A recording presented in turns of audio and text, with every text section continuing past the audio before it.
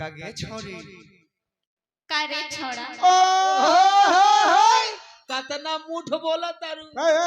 मुठ मुठ के मीठ रे उहे हां झाड़ लटपटा जाता से एगो बात बोली जब से तो के हम देखले हई हां ना खाना ठीक लागता हां ना पानी निमन लागता हां ना कोनो काम में मन लगता हां सूता तनी तो बुझाता कि सिरहने में बैठल बारू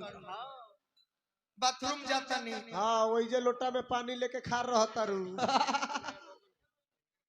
माल जाल के चोकर भूसा करे जाता नहीं हां भैंस के गोबर में नजर आवता रू ना जाने का भइल बा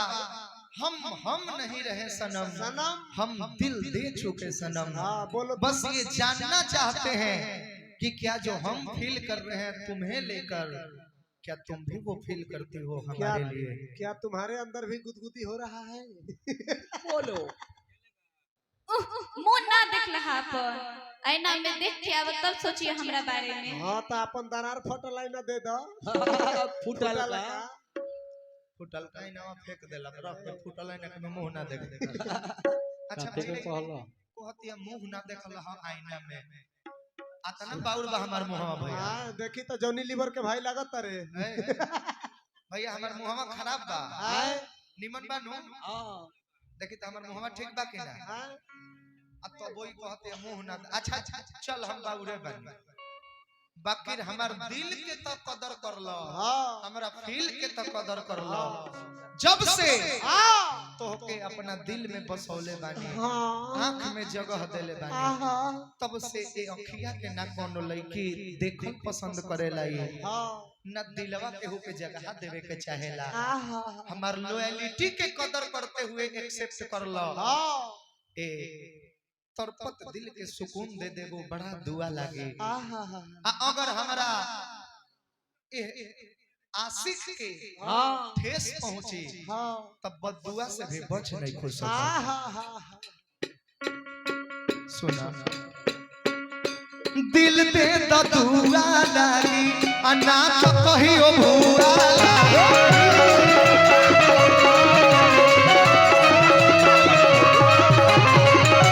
दिल दे द दुआ लागी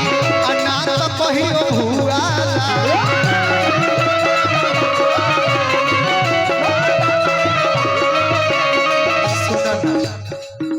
सुखले जवानी कोटे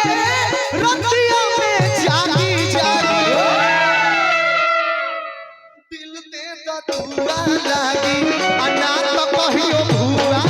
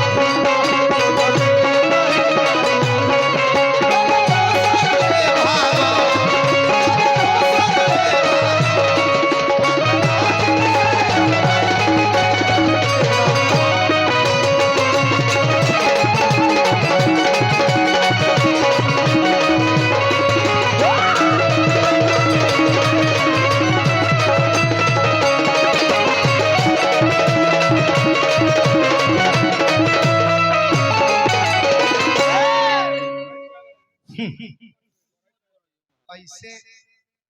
हाथ पसार के तारा लगे थोड़ी आई इस खेल में अकेले मैं गुनहगार थोड़ी हूँ अरे मैडम जब आपके भी नजर में मेरे लिए कुछ नहीं था तो हमरा आगवा मटक मटक के कहला चलत रहो हां हमरा आगवा गैस टंकी कहला चमकावत रहलू फिर भी अगर हमरा बात में बुराई लौके तो ओकरा खातिर माफी चाहत हमरा बतिया में लौके छे गलती के माफ करी हो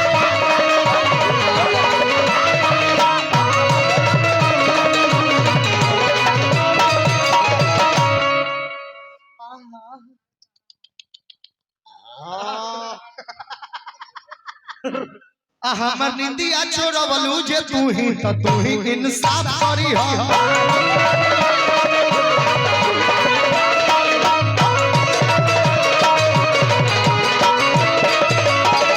हम तो सब कल्पना कइले बानी हां तोरा लेके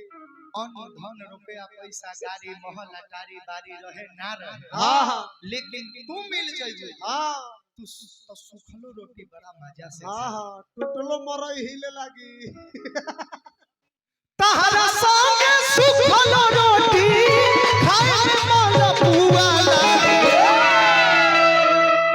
अब दिल दे द दुआ लागे